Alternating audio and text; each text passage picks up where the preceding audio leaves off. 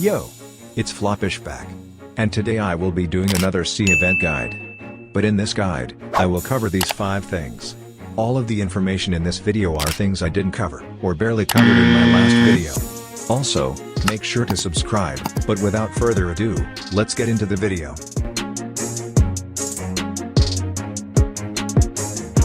The setup for sea events can vary depending on the sea event you're hunting for. However, one thing that you need for nearly every sea event is the shark race. The shark race allows you to be immune to water, and it has some OP abilities in its V3 and V4 versions which are perfect for sea events. But now let's move on to the important part, aka fruits you're gonna use in each sea event, if you're planning on hunting sea beasts, rumbling waters, ship raids, or haunted ship raids. Then the fruit you should definitely use is the awakened magma fruit. The magma fruit does a lot of damage with its burst moves and burning damage as well. But if you're planning on hunting terror sharks and leviathans, you should use the awakened Buddha fruit, or the awakened magma fruit again. But if you're gonna hunt for the prehistoric island, you should use awakened magma, or awakened light if you're patching the holes. And if you're gonna kill the lava golems, you should use the awakened Buddha fruit. And if you're using the Buddha fruit for sea events, you should use a fighting style alongside the fruit, because the Buddha moves are pretty trash for DPS. But that is all for the setup. Let's move on to the next part of this guide. Having the Shipwright subclass allows you to repair damaged boats, which is very useful if you're trying to grind sea events. But to unlock the Shipwright class, you must talk to the Shipwright teacher underneath this building. Then once you talk to him, he will give you a quest consisting of you killing 20 sharks. If he doesn't give you a quest, and instead says, "How did you get here?" But once you're done killing 20 sharks, you should talk to the Shipwright teacher and buy the subclass for 3,000 fragments. You can upgrade your class by upgrading its abilities with fragments and valor. And in order to get valor, you'll need to kill more sea events. Along with that, you can unlock new abilities by leveling up the class. And if you want to level up your Shipwright, you'll need to keep on repairing the boat. And in order to even repair boats, you'll need planks which you can get from destroying trees. There are 4 abilities. These are Plank Scavenger, which allows you to get way more planks and at a higher chance from trees.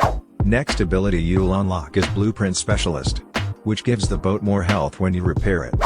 But the next ability is called Hull Mechanic, which if you have this ability equipped, it will unlock a minigame allowing you to repair your boat faster if you have the right precision, at the cost of more planks. Last but not least, the last ability is called Heavy Hammer, and this ability makes you immune to stunts when you repair your boat. And that is all of the abilities of the Shipwright class. If you want to get planks quickly, I recommend you use bazooka or soul guitar guns. But that is all for the Shipwright subclass. Now let's move on to the next part of this guide. It is recommended to go hunting for sea events with multiple players, as it will increase the chances of sea events spawning. However, it is rare to find a public server where there are a lot of people hunting for sea events. That's why you should use Discord. Especially if you're trying to find sea events like the Levithan and Prehistoric Island, which are by far the 2 hardest sea events to find in game, and cannot be done solo. But once you have Discord loaded up, you can join any Blox fruit related server you want.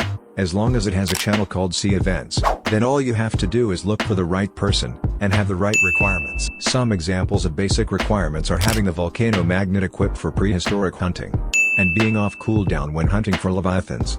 Which means that you have the ability to bribe the spy NPC. And that is basically it for this part of the guide.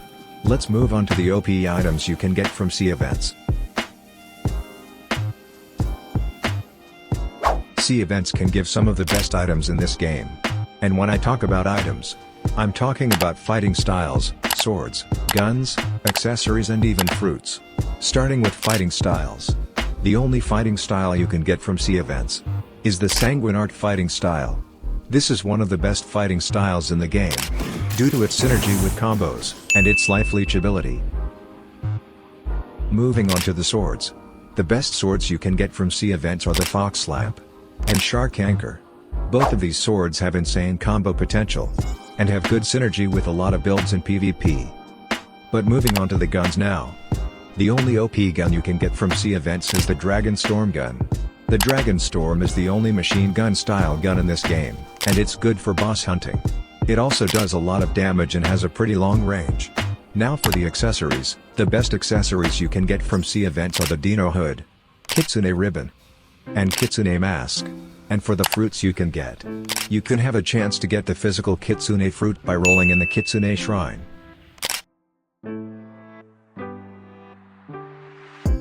But that is all for the OP items you can get. Now I will be showing you some tips about sea events, but let's move on to the first tip of the video. To do this, it's actually quite simple. The first thing you'll need is to have the portal fruit equipped. After that, you'll have to unlock the portal V move. You'll have to be close to your sea exploration group. And then you will use the V move of the portal fruit. After that, the terror shark should despawn when you leave the dimensional rift. This can work with any sea event, and you can do this solo as well. And that is all for tip number 1. Let's move on to tip number 2. The best boats to use while farming sea events are the Beast Hunter, which you can get from the Beast Hunter NPC, and Sentinel boats, which you'll need the Fast Boats game pass to spawn. If you're planning on grinding Leviathans, or multiple sea events at a time, you should definitely use the Beast Hunter boat, since it's the fastest boat that has the highest possible boat health in the game. And if you're looking for one single sea event, and you're not looking for the Leviathan, you should use the Sentinel boat since you can run away from every sea event that spawns with the Sentinel, including terror sharks as well. The Sentinel is really good for finding the Prehistoric Island, by the way. But that is all for tip number 2. Now let's finally move on to tip number 3. When you're a marine, other marines can't attack you, which is helpful when you're participating in sea events with a group. And also, being a marine provides a significant boost to your boat's speed. With all of these buffs, there's no reason not to be a marine while hunting for sea events. Now, let's move on to the next tip of the video. Sea event accessories are accessories that provide really good buffs against sea events. Some give extra damage against sea events, and others provide extra defense against sea events. If you're pretty new to sea events, you should use the Shark Tooth Necklace. You can purchase this accessory from Shark Hunter NPC. The next accessory you should get is the Leviathan Crown. Those are all of the accessories that you should get. But let's move on to the conclusion. Now that's the end of this video. Make sure to like, subscribe, and comment any more tips you have.